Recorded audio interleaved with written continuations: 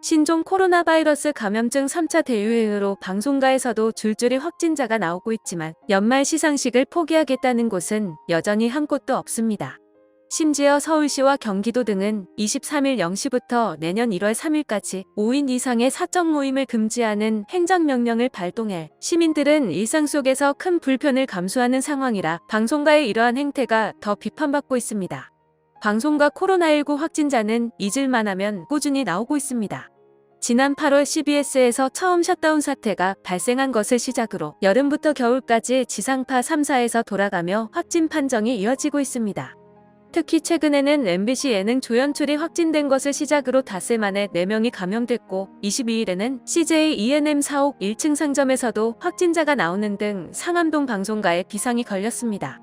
이처럼 상황이 긴박한데도 이미 지상파 연말 시상식 중 2개가 제대로 된 방역 없이 행사를 마쳤고 아직 4개의 시상식이 남아있는 상태입니다.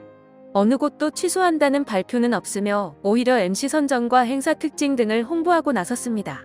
지난 18일 방송한 KBS 가요대축제는 가수들의 동선이 겹치지 않도록 무대를 준비하는 등 나름대로 방역에 집중했으나 레드카펫 현장은 생중계됐고 대기실에서 진행된 인터뷰는 마스크 착용 없이 이뤄졌습니다. 그리고 다음날 SBS 연예대상은 방역을 예능 소재로 활용해 눈살을 찌푸리게 하기도 했습니다.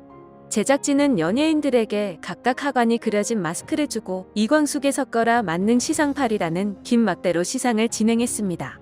그러나 정작 스타들이 수상 소감을 말할 때는 마스크를 벗어 진정성을 의심하게 했습니다. 현재 예정된 KBS 연예대상, MBC 연예대상, KBS 연기대상 모두 3명의 MC를 내세운 상황입니다. 그나마 진행 규모로만 따지면 지금까지는 MBC 연기대상이 유일하게 김성주를 단독으로 내세운 상황입니다. 시상식 특성상 아예 예능 프로그램처럼 연출하지 않는 한 100% 사전 녹화는 현실적으로 어렵고 생중계하면 참석자와 스태프 규모를 줄여봐야 한계가 있어 방역이 제대로 이루어질 수 없습니다. 하지만 막대한 광고 수익이 걸린 시상식 생중계 방송을 포기하거나 미국 에미상처럼 비대면 방식으로 진행하겠다는 방송사는 없는 실정입니다.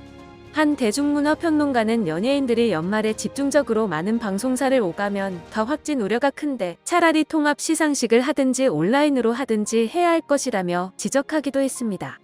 실제로 한 연예기획사 관계자는 불안한 마음이 있어도 연예인들은 일단 시상식을 한다고 하면 방송사 방침에 따라 갈 수밖에 없는 상황이라며 고충을 토로하기도 했습니다. 영상을 시청해주셔서 감사합니다. 여러분의 좋아요와 구독은 큰 힘이 됩니다. 지금까지 헤드라인이었습니다.